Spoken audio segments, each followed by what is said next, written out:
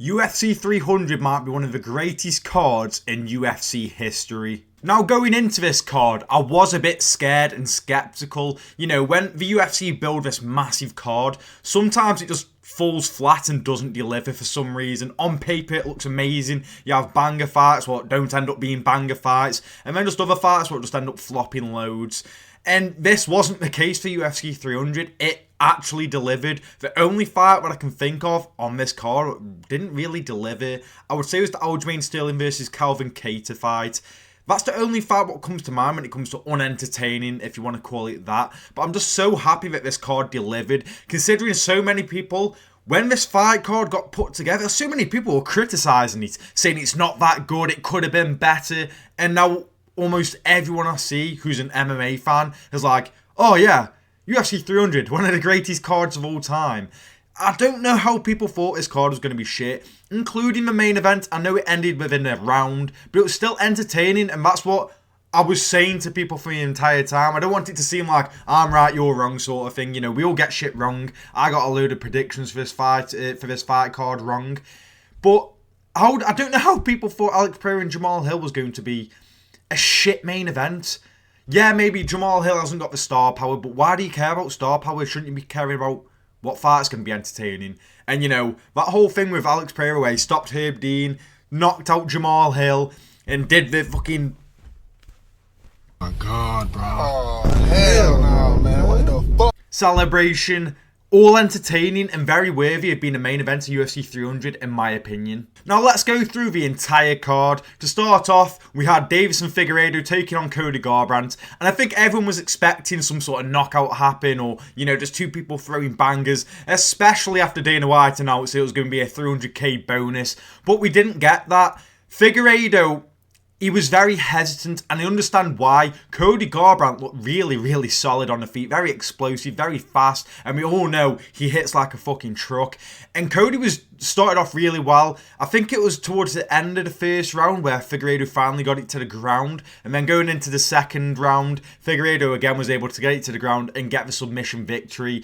Obviously, we all expected a knockout again, but I completely understand why Figueiredo took it to the ground. Maybe that wasn't the game plan, but I think he realised that Garbrandt's really fast for him, and just one mistake, Garbrandt could knock his lights straight out. So I don't blame Figueiredo for taking it to the ground. And it was still a decent fight, in my opinion, where we got to see a finish in the very first fight at UFC 300. After that, we had the fight between Bobby Green and Jim fucking Miller. And again, another solid fight. Jim Miller was able to tag Bobby Green quite early on with a nice, I think it was a straight left. And it dropped Bobby Green momentarily. And I think that was kind of a downfall for Jim Miller in a sense. I was expecting Jim Miller to use his grappling. I still thought Bobby Green was going to win.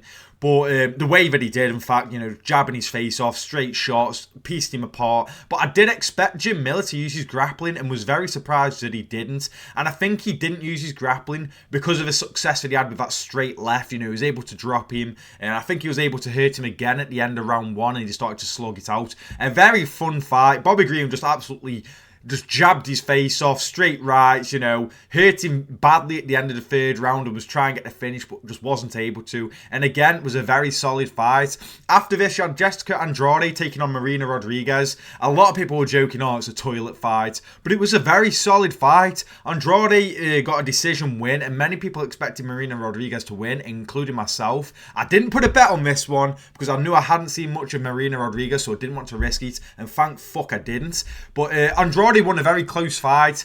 I'll probably agree with her getting the nod, and it was a very entertaining one. This was a very solid fight. And then to close off the early prelims, oh my God, man. Oh my God. Jalen Turner. Oh my. I don't know what to say, honestly. Jalen Turner. Moicano started off sound. Then it was on the feet for a bit. Nothing really happening. Jalen Turner, with that stupid power that he has, lands a straight left, sits Moicano down. It fucking annoys me, this does, mainly because I had a bet on it, but still, regardless, he had the opportunity to finish Moicano. He had the perfect opportunity to finish Moicano. He had no success prior to that drop, and then he decides to walk off, acting like he got some walk-off KO for Moicano to just stand back up and be like, okay. Jalen Turner looks at the ref and was like, oh, go on, do something. Like, what the fuck do you mean, do something? Carno didn't look like proper badly hurt. Don't get me wrong, it would have hurt him. But why wouldn't you have followed through? I know there's a 300k bonus there, but what's the better chance of you getting a walk-off KO or you finishing and sealing the deal like you did against Bobby Green? Like, why wouldn't you have done that now? It makes no sense to me. And Jalen Turner fumbled the bag because of this. It was a costly mistake. And Renato Moicano in the second round was able to take Jalen Turner down and just land ground and pound. And that was the end for Jalen Turner. I'm not going to say... A few people have said that he quitted. I don't think he quit. I think that's quite unfair to say. I just don't think he takes a shot that well compared to other fighters you may see. And Moicano was just ground and pound, and wasn't going to stop until he got the finish. And then he ended up getting the finish.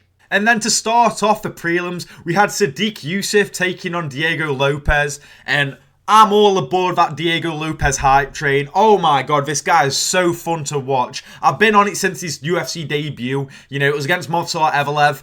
And it was a short notice fight, including for... People like to use that against Movsar. You know, short notice for Movsar as well. And it's a completely different style to who was originally matched up with. I can't remember who he was matched up with. But again, it's just like...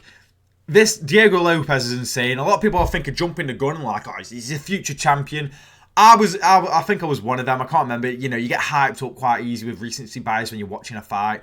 But this guy is very, very dangerous. He's good everywhere. He did get tagged in one of his few fights.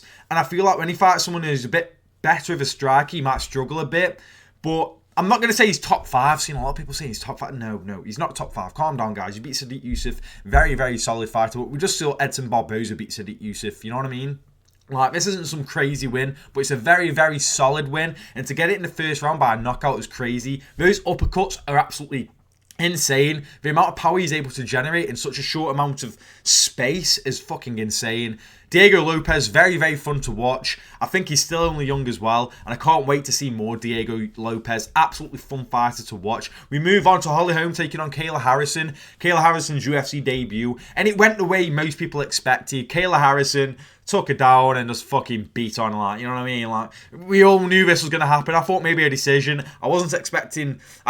it was my own fault. I wasn't expecting Kayla Harrison to look as big when I should have, and she looked fucking wham. Like, oh my days. She took down Holly Holm, had a way with it. Holly Holm made the fucking brain fart decision of trying to grapple with Kayla Harrison. I don't know why the fuck she did that. It reminded me of like when Anthony Rumble Johnson tried to grapple with DC and, well, it just backfired. Like, why are you trying to do that? It's like, it's crazy to me. But Kayla Harrison looked very impressive, and I really do think that she's going to have the bantam, yeah, so women's bantamweight title by the end of the year. I can see that really happening. And maybe Amanda Nunes comes back out of retirement, as she was hinting that she would come back. She was like recording herself weirdly as Kayla was like doing her post-fight interview, and you know, she started showing like her accolades of who she's beat. So I feel like that's a potential big fight to get Nunes back. Maybe she just comes back for one more fight, but there's some money there if the UFC like to market Kayla Harrison the proper way. We move on to the most boring fight on the card. Aljamain Sterling taking on Calvin Kattar. I was completely wrong with this. Calvin Kattar completely shut off, and that was all because of how good Aljamain Sterling was. This... People might say, oh, the wrong Calvin Kattar showed up. He didn't throw any... That was because Aljo, he was so afraid of Aljo's threat of a takedown that he didn't want to throw anything, you know, and Aljo just had his way with him. Very impressive featherweight debut for Aljamain Sterling. I'd love to see him fight Brian Ortega. The winner gets a title shot. Someone had a go at me for saying that Brian Ortega versus Aljo should be a title eliminator. You know, Ortega, I used to hate on, but getting a win against Yair Rodriguez when you're the underdog after a bit of a layoff and after breaking, was it his ankle or his foot, you know, just before the fight, and getting the win against Yair Rodriguez, finishing him. I think it's more than fair to give him a title eliminator if he's able to beat Aljamain Sterling, arguably the greatest bantamweight of all time. I think that's completely fair. Moving on, we had Yuri Prochazka versus Alexander Rakic. What a fucking fight. Yuri Prochazka's chin needs to be fucking... It needs to be tested. Like, and when I say tested, we need doctors to test this shit, because I don't know what the fuck he's got in his chin. He's got that, like, that caliber of Max Holloway chin, you know what I'm saying? Max Holloway chin, Roy Nelson chin. It's one of those. I know Pereira finished him, and I think Pereira would finish him again, but he has got a silly chin. Like, there was a time where Rakic threw like a double jab, and I think he stepped in with a right elbow or right hand. It's hard to see. You see Yuri's head just whip back, and he just eats it and like fucking frowns at him and carries on going forward. This guy's not human, man. He's absolutely bonkers. Unreal fight. Rakic technically was fucking great. Incredible. It's just his defense, really, and how Yuri was able to get the finish was proper well done.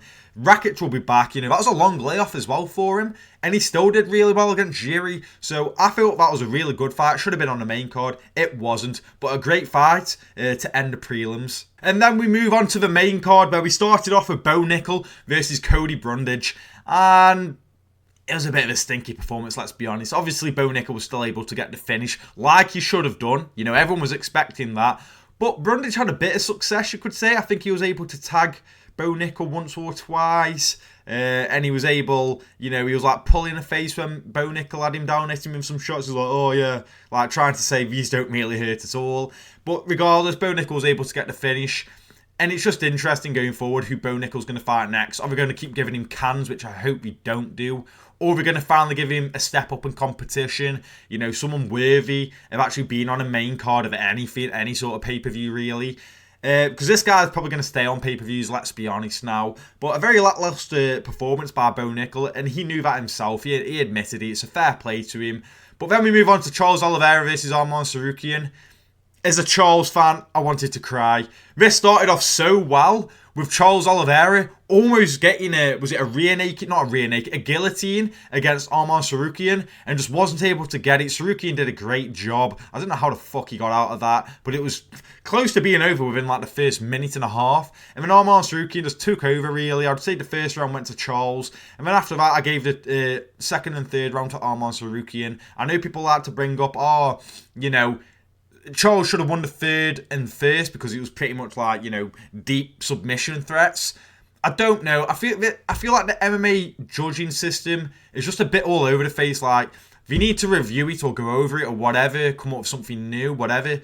Because it's just kind of, I see a lot of people on the fence about too many things. We need a definitive way to tell who won a round. You know what I mean? Like, if it's damage based, I don't know. I don't know myself. I know nothing about jiu-jitsu or submission, so it's kind of hard for me to say. I know more about boxing, so like a lot of what happens in UFC with hands, I know that shit, but I don't know anything about jiu-jitsu whatsoever. So I don't know how you should view it. I personally scored it for Arman. If it gave it to Charles Oliveira, I would have loved it because I fucking love Charles Oliveira. But Charles Oliveira now move up to 170. Why not? I've seen a lot of people say, no, don't do that. Why not? Yeah, maybe give it another go at 155, and that's definitely your last chance to get to the title. But other than that, go to 170. He's a big guy for 155. He has a solid frame. He's quite long for 155. I think he could have some success at 170, and I don't see why he shouldn't. Arman Tsarukyan, obviously the next in line for the title after Dustin Poirier versus Islam Makhachev. After this, you know what it is. The BMF title fight between Justin Gaethje and Max Holloway. Holy shit. What a fight. Like, I wasn't expecting this. Max Holloway styled on Justin Gaethje. Justin Gaethje wasn't completely out of it, like on a different level. You know, it wasn't like Holloway completely schooled him or anything, but he wasn't too far off. The only real saving grace that Gaethje had was his leg kicks, which Max Holloway didn't really check and was just firming them like they're nothing. I don't know how the fuck he's able to eat so many leg kicks. Happened with Volkanovski, he just eats them like they're nothing. And Gaethje, you know, the first round, Max Holloway was just too fast for him. His boxing was too good. His footwork was really good. I think that was the main thing, his footwork. He was constantly in and out. He was mixing it up. He wasn't afraid of being in the pocket at times. And then the big game changer of this fight was the spinning back fist, what landed clean on the nose and broke Justin Gaethje's nose. I think that was a big game changer. People are like, yeah, but Justin had a broken nose. Well, yeah. How do you think he got that broken nose? Because of Max Holloway spinning kicking his nose, you know what I mean? Like, what are you on about? Like, why are people trying to use that excuse or like some way to cope for Justin Gaethje? Max Holloway caused that broken nose to happen.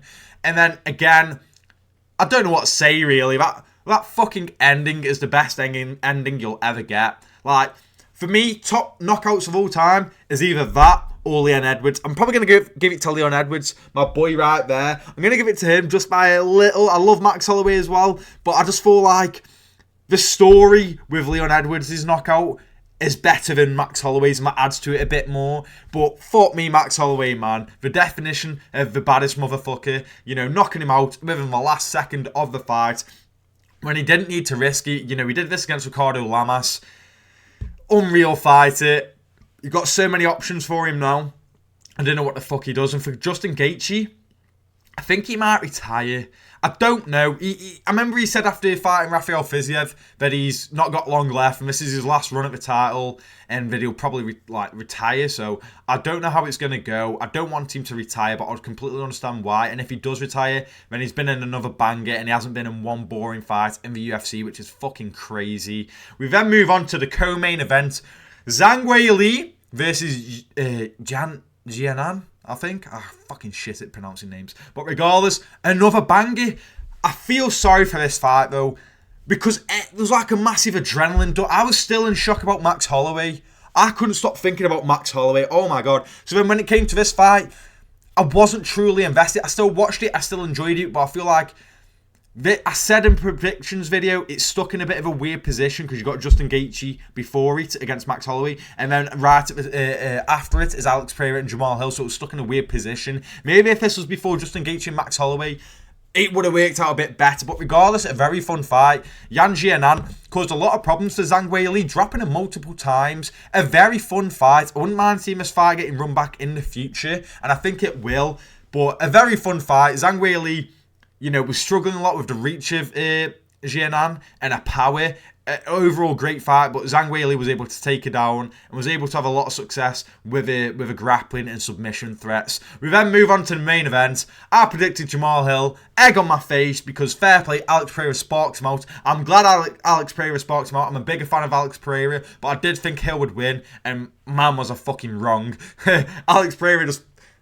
Nothing was really happening, though. But, you know, a couple leg kicks here and there from both of them. Nothing really happening punch-wise. I think Jamal Hill landed like a right hook at one point. That was about it. And obviously, got kicked in the bollocks. Alex Pereira did.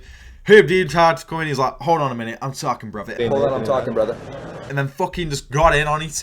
Caught him with a left hook, brilliant, you know, was controlling Jamal Hill's hand because he was in southpaw, and also stepped on his foot, whether it was deliberate or not, I don't know. That happens quite a lot when orthodox are fighting southpaw. I feel like it would have been, would have been on purpose if it's Pereira, given how, you know, how good of a striker he is and how intelligent he is.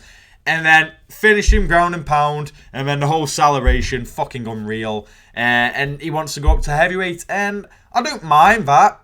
It's just you're not going to get a heavyweight fight at 301, and you're not going to get a lot of heavyweight fight at 301, unfortunately. I wish that was the case, but no, it's not. But what a fucking card. UFC 300, going down as one of the greatest cards of all time. I'm so happy it delivered, considering UFC 200 didn't. That was meant to be a great card, and it all fell flat within like a month of getting into it. You know, Jones pulled out, Conor McGregor and Nate Diaz got pulled from that card. Amanda Nunes and Misha Tate is the fucking headline. Brock Lesnar having to come back, but it was a stinky fight. Many things going wrong with UFC 200, and that wasn't the case for UFC 300. Everyone made weight. No one pulled out, which is fucking insane, and I'm so glad that was the case because it was an absolutely great card. Now, if you did enjoy the video, make sure to leave a like and maybe consider subscribing, as we're going to be doing more MMA videos on this channel.